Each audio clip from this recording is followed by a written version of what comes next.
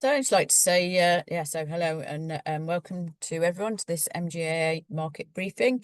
For anyone who's not seen me on this little screen in any of the previous market briefings, just a quick introduction. So I'm Alison Cairns. I'm the L&D manager at the MGAA.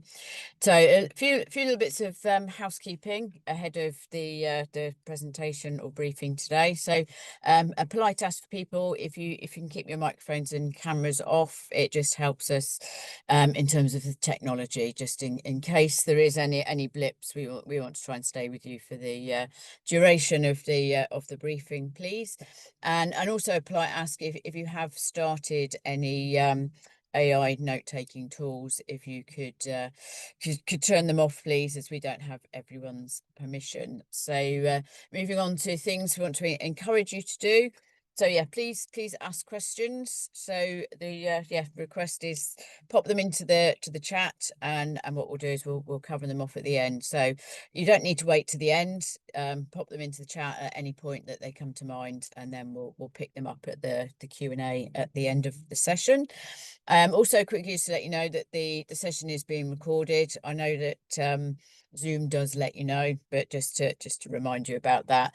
That does mean we'll send you a link to the recording after the session, or it'll probably be early next week. And the last piece from me is just to remind you that our market briefings are accredited by the CII, and if they meet your professional development needs, you can put them onto your training log. So that's all my housekeeping sorted.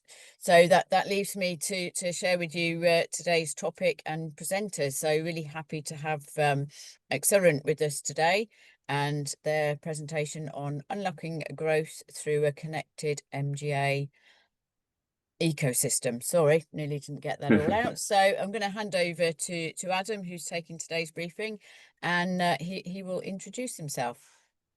So yes, over to you, Adam. Great, thank you. We go to the next slide. So good afternoon, everyone. Thank you very much for joining me and us here. I'm Adam Masojada. I'm the Chief Ecosystem Officer at Accelerant. So one of the problems we're going to be looking at today, and unlocking growth through a connected ecosystem, yes, but it's how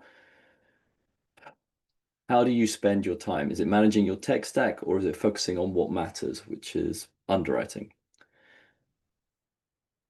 Over the next 45 minutes or so, I'm going to explore how we can stop your tech stack from being a chaotic nightmare and start making it actually work for you. And straight away, I know what you're thinking. What on earth does a chief ecosystem officer do? Essentially, I'm responsible for building, growing, and managing partnerships and helping to drive forward new product or service offerings to help support our customers. I've spent 15 years building products that customers actually love, which is harder than it sounds in the financial services and insurance industries that we work in. I'm an ex-consultant, ex-startup founder, and as I like to say, a reformed banker. Before joining Accelerant, I was head of insurance for Deloitte Ventures, where I was building products and services for Deloitte's consulting clients.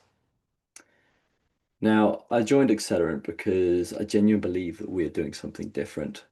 We're connecting specialty insurance underwriters with risk capital partners in a way that creates smarter and more effective insurance products for small to medium-sized businesses.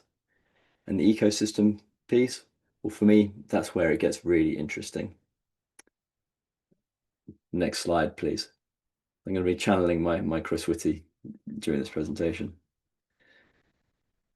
So today, what we're going to be covering is the MGA landscape today. Just at a high level. I know a lot of you will know it very, very well. I'm going to cover what ecosystem thinking actually means and why it matters. I'm going to run through a practical case study of an ecosystem in the wild, which is the Accelerant Marketplace. And then I want to end with Q&A. So please make sure you take notes throughout. Looking forward to having conversations with you all. Next slide.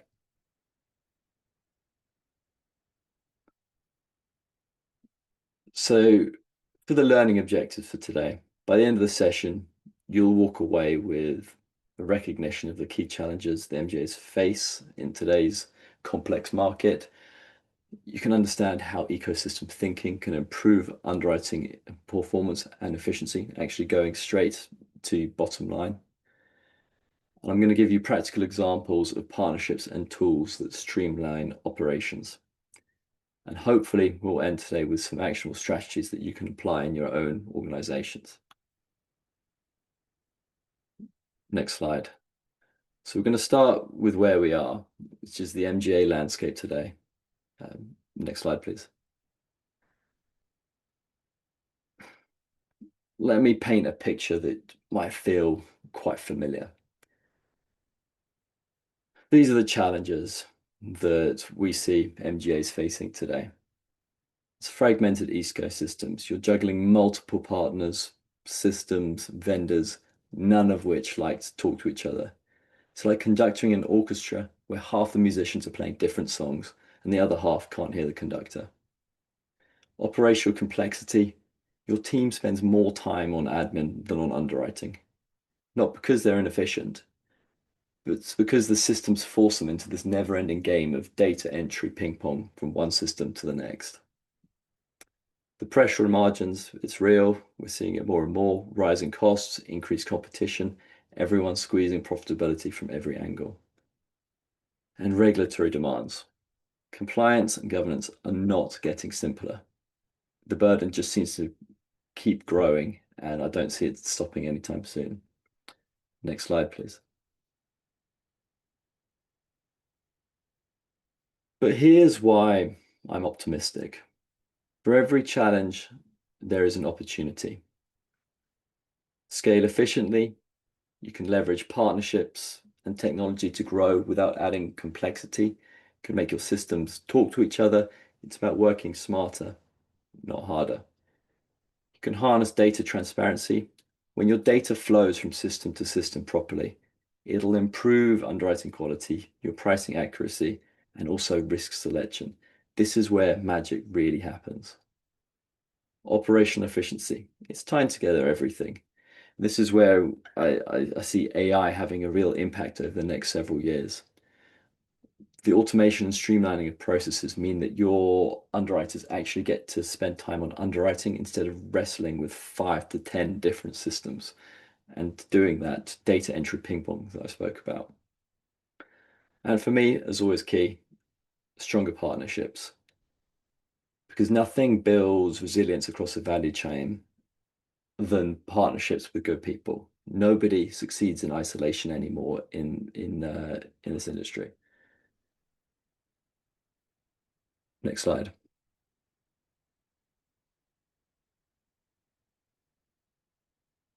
So this brings us to the heart of today's discussion, ecosystem thinking.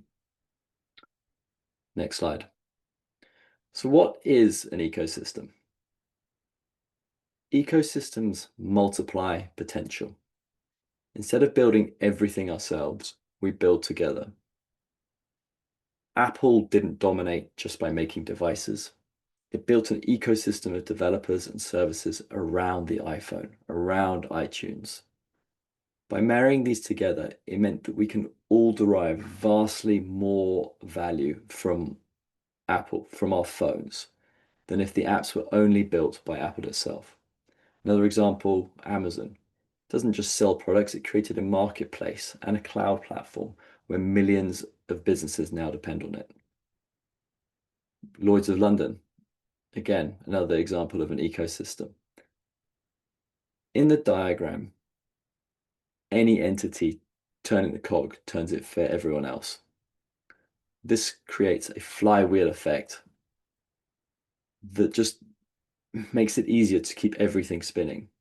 That is what ecosystems do. They don't just create products, they create possibilities. They work because they enable everyone to create network effects. Apple builds the iPhone, developers build the apps, which increase the value of the phone to consumers, more of whom buy the iPhone because they perceive the enhanced value. Everyone wins. Apple sells more phones, App developers sell more apps, and customers derive more value. Next slide, please.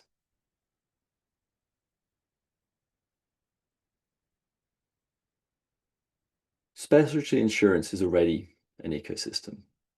Brokers, carriers, reinsurers, MGAs, and clients, all connected by the common goal or goals of underwriting risk and deriving value. But here's the problem. Despite the shared value chain, quite often the ecosystem functions as rigid silos. Each entity, and sometimes even divisions within that entity, they all optimize internally. Data, pricing, underwriting. But that creates friction that limits the collaboration. The result we get is that insights are trapped in spreadsheets. Claims knows one thing that underwriting doesn't know.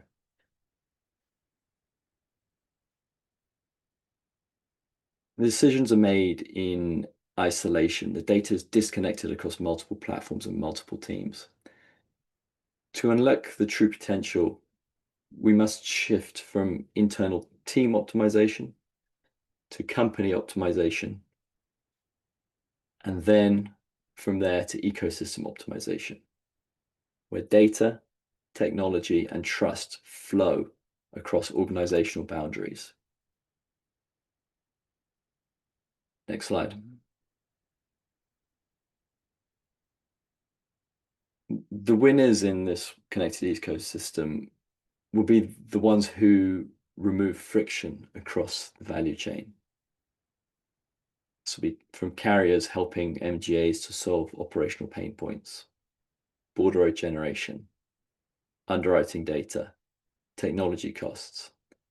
MGAs making it easier for brokers, for example, using AI-driven submission engine, making it easier for brokers to get the quotes they need for their clients. And for brokers, it's improving the insured's experience. Faster answers, better service, less complexity.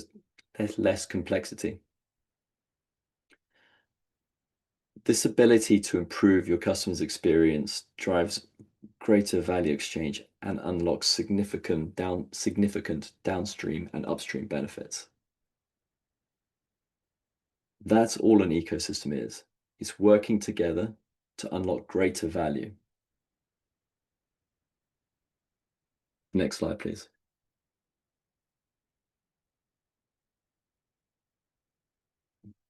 Within an MGA, we've all got our own issues. I've talked about it before, the chaotic landscape, fragmented tools, fragmented partners, fragmented support services. Finding and managing the right solutions across technology, data, and operations is overwhelming.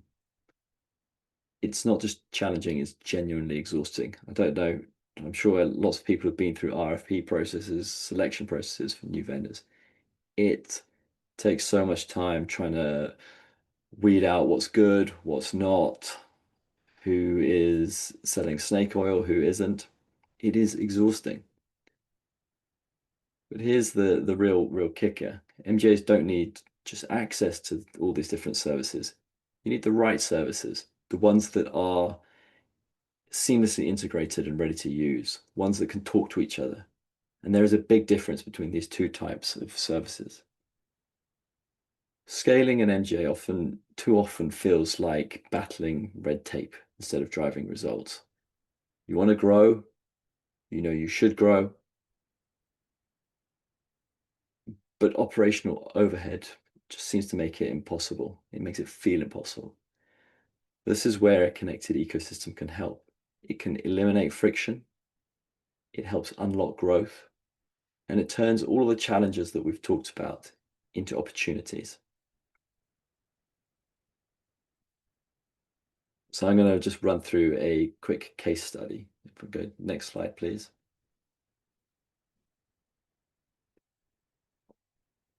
Next slide, please. So for those of you who have not come across Accelerant, at its core, we are a risk exchange, a two-sided marketplace. Members, MGAs, represent the supply of risk. And risk capital partners on the other side, the insurers, reinsurers, and investors, they represent the demand for this risk. In the middle, our risk exchange combines data, analytics, and AI with a digital platform and an expert service model. We have people who've been there, who've done that, have been in the trenches, who know what they're doing and can provide MGAs with the support they need to grow. Members get long-term predictable capacity, and risk capital partners get curated, validated risk portfolios. This is an ecosystem in action. Accelerant enables members to focus on growing their business instead of chasing next year's capacity, and we enable risk capital access to the stable, curated risk portfolio. Next slide, please.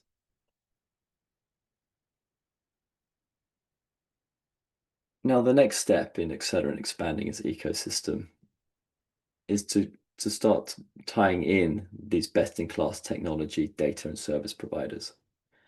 This will create value for all sides because ecosystems only work when they're win-win.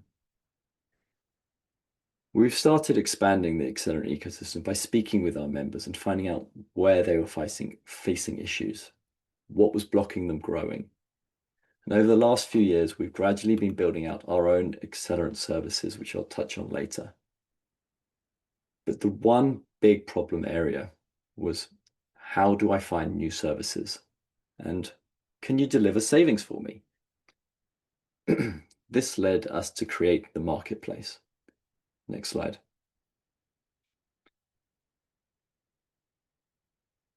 The marketplace, think of this like a centralized hub where members have access to tools, services, and support, all at exclusive, pre-negotiated rates. We're removing friction and simplifying vendor access. All vendors on the marketplace have gone through an element of due diligence from my team at Accelerant. Over the last year, we've been using a rougher, more manual version, but in the next couple of weeks, what you see on screen will be available to all Accelerant members. We've got negotiated discounts with over 100 vendors across North America and Europe.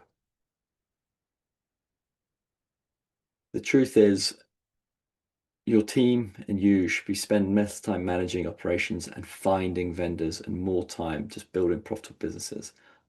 Our aim with the marketplace is to make transacting as frictionless as possible. Members will use this as their first stop shop for all vendors, everything in one place to understand and decide, and all at a discount to the market rates. Next slide, please. I mentioned the services that we've been developing for members, and these are them. They're either services where we are uniquely positioned to support, like risk modeling, or critical pain points that resonate across our membership base, where we can leverage our size to unlock greater value. I'm going to go into detail on some of these ones, but the reason we did this and we have stood up these Accelerant services is that we always want to make sure that we're providing value for the MGAs we work with. And it's a way for us to test out and see if broadening the ecosystem was valuable for people. And we found that it is so far. So I'm going to go into detail on some of the larger services that we've rolled out. You can go to the next slide, please.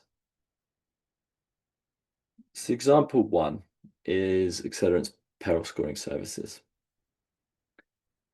This delivers precise, high-resolution peril scores for smarter underwriting and risk-based decisions. After an extensive look through the market, we've partnered with AddressCloud to help source best-in-class data event providers. And we regularly benchmark performance, and all of this data is delivered either through a portal or through cutting-edge APIs straight to the systems in which you work. This is something that we have worked with AddressCloud to build out over the last couple of years. We have been delivering some real fantastic results for our members. We've seen in between a 20 and 80% annual savings against comparable services because we've used our scale to negotiate across the board. But in the UK especially, we've seen something really amazing, which is a 30% uptick in operational efficiency in UK underwriting processes. And this was a great example of how you can use connected systems.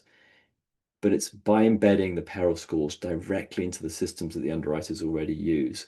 It meant that they didn't have to move between system, the underwriters didn't have to move system to system on every quote. It was right there where they needed it. That's not marginal gains. That is truly transformational. Next slide, please.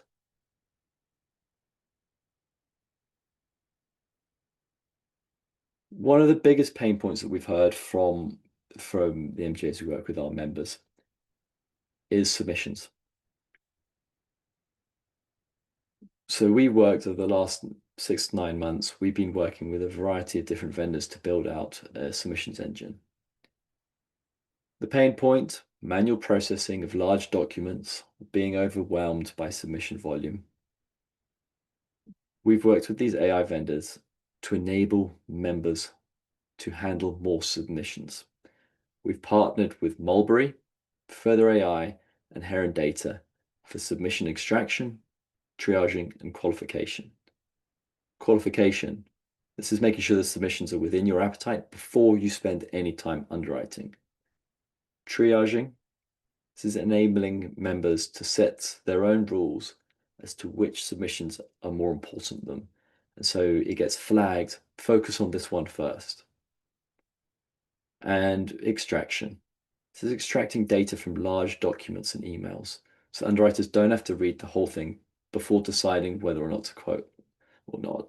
The number of times I've spoken to underwriters who deal with large documents and they've been on page 97 of a 150-page document when they found something that meant that they couldn't write on that particular risk.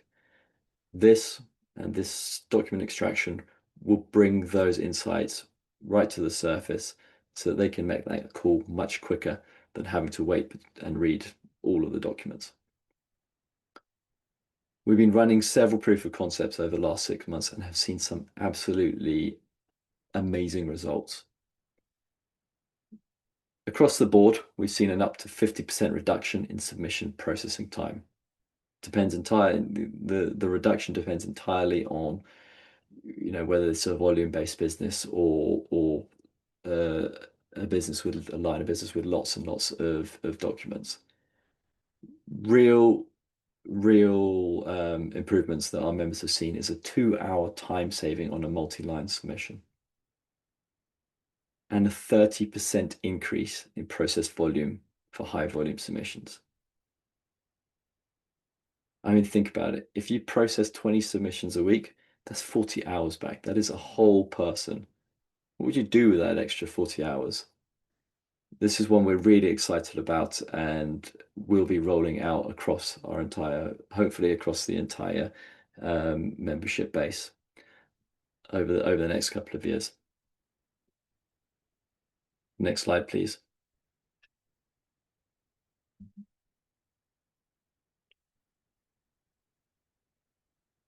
Now, this is one that is in development. This is one we're working with a partner to develop and a couple of third-party data sources. It's a business intelligence platform, so it provides comprehensive company details, operations overviews, sanctions checking, politically exposed people, legal compliance, who the directors and officers are, the financial performance, corporate linkage, adverse media. Essentially, everything that you would want from, when you are underwriting, all in one place and able to be plugged into a system that you actually use.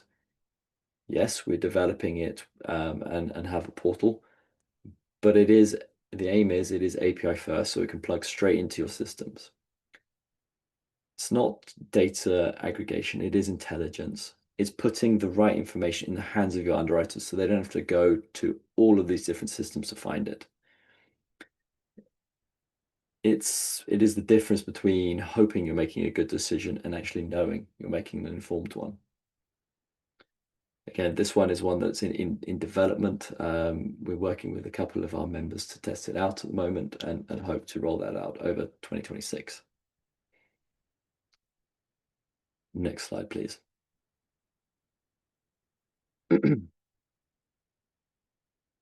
No, I mean, I've blasted through and thrown a lot of information at you. But the first steps on getting any ecosystem working, it's about making your own part of it work, about removing unnecessary administrative tasks and making sure they can do what matters. They can do what matters, writing good risks and serving your customers. Here, I just pulled out a couple of potential next steps if you are at the beginning of your journey. It is just, well, trying to work out if your systems talk to each other, what it'll take to actually make them talk to each other. When building out our ecosystem and some of the services that we're delivering over it, this is exactly what we went through and will continue to go through. We found and worked with members to find out where their biggest time sucks were and then delivered the submission ingestion engine. We've talked to our members about their daily frustrations and about the multiple systems, and hence everything that we're trying to do and trying to enable through both Accelerant services and the marketplace is to try and solve those problems for our MGAs within this connected ecosystem that we're building out. I guess what I'd really like to do is open the floor to any questions, any discussions about anything that I've run through. Next slide, please.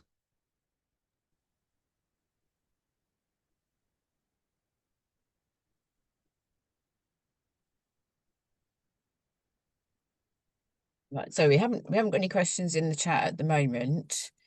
But I suppose I have got quite a general question. So I'm just trying to get my camera back on. I suppose if you were starting on the journey, you've run sort of roughly through what you would do. I suppose in your sort of feedback from MGAs that you've worked with, how difficult is it to get started? Just imagine it's like a massive ball of wool and you don't really know where to find the end. It is tough. It is hard. It's not easy. Otherwise, this would be a simple problem for everyone to solve. Managing your tech stack and getting systems that talk to each other is it's harder than harder than the brief bit I've covered today. But where I would start is identifying which systems don't currently talk to each other, but it would be useful if they did. It is understanding what are the biggest areas of pain for your team.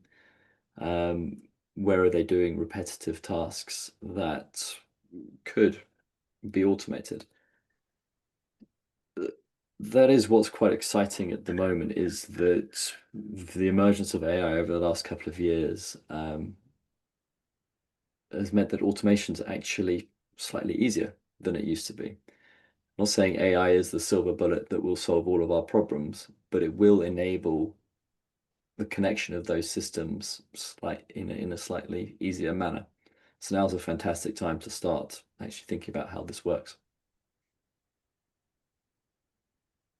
Thank you. So I'm just checking, and I have a question for you. So, how do you explore and land on potential vendors in a rapidly increasing sector? Thanks, Mark. Yes, so we get vendors from the marketplace from a couple of different sources. First and foremost, it is recommendations from our members. This is where a large proportion of the 100+ vendors we have on the system have come from. This is great because it's a validation for us. It is, if people are recommending them, it means they are doing a great job and helping people solve real problems. The other thing is my team. I have a dedicated team. We are out in the market. We're chatting to vendors all the time. We are at industry meetups. We're at conferences. We're going and meeting the new vendors, the new emerging vendors, and the existing vendors to work out what they're doing and if they can help our members solve problems. Mark, I hope that answered the question. A lot of it is just we go out and we meet and we put them through an initial, I guess, a sniff test. Are they actually solving problems or are they vaporware? And especially in the AI world at the moment, we're seeing a lot of vaporware out there. So that has been quite a challenging one to navigate over the last year. It's been fascinating seeing the evolution over the last couple of years. 2 years ago, everyone's talking about it, everyone's getting very excited about what AI can do. It is the silver bullet for everything, but no one's actually really designed any use cases. Last year, it seemed like there was a lot of flinging use cases out. Every conference we went to was people throwing and solving this problem, that problem. No one had really found product market fit.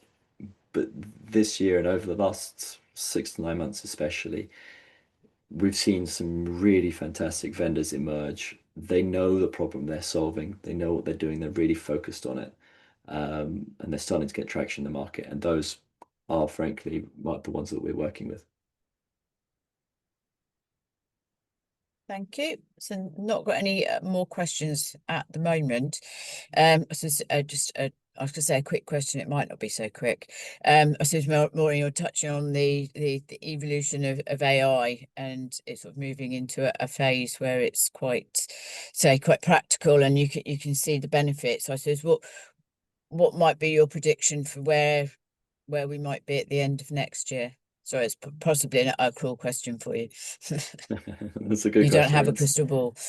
I don't have a crystal ball. My view is, I think where we are, when you look at markets, they tend to go through this bundling and unbundling exercise, the consolidation and the breakup. So you see it in cable companies. They all buy each other and all bundle it all together into one and then split it out again. That's where the term classically came from. It's what I think will happen in the AI world. We've got lots of smaller vendors who've raised, yes, astronomical amounts of money, but they are all relatively small. They're all going to be fighting over a similar piece of pie. We will see consolidation happening over the next year, certainly over the next 5 years, until we have I'd say, some dedicated and a much smaller number of them all focused on their particular niches. So there will be a consolidation, I think, might start next year. You already see some of it happening with AI doing the acqui-hire of a number of different businesses. But at the smaller end, I think, yes, it'll start next year. Not sure, maybe a bit later. Thank you. That was very good without a crystal ball. So I haven't got any more questions. So if I'll sort of pass on the thanks, and if anyone is typing, the question will pop up, and we won't leave without asking it. But so at the moment, just say thank you, Adam, for sharing that information, and yeah, time preparing and the time with us. And no more questions popping up. No more so questions. yeah, so okay. thank I was you going to say, if anyone wants to reach out to me, feel free. I'll drop my message, my email in the chat, but it's adam.masojada@accelerant.ai. It is a lot of information to take in. I've obviously been working and doing in the sector for many years. But if anyone has any questions about absolutely anything I've covered at all today, please feel free to reach out. Yeah, thank you very much, and thank you for that offer. And yeah, so thank you to everyone who's attended as well. We will leave you to enjoy your afternoon, in meetings or whatever that might be. And yes, your email has, as you promised, just popped up in the chat. So yes, that leaves me to say thank you. And yeah, no more questions have popped up. So yes, we have reached the end, and give people a little bit of time to get a cup of tea or coffee before their next meeting. Brilliant. Thank you.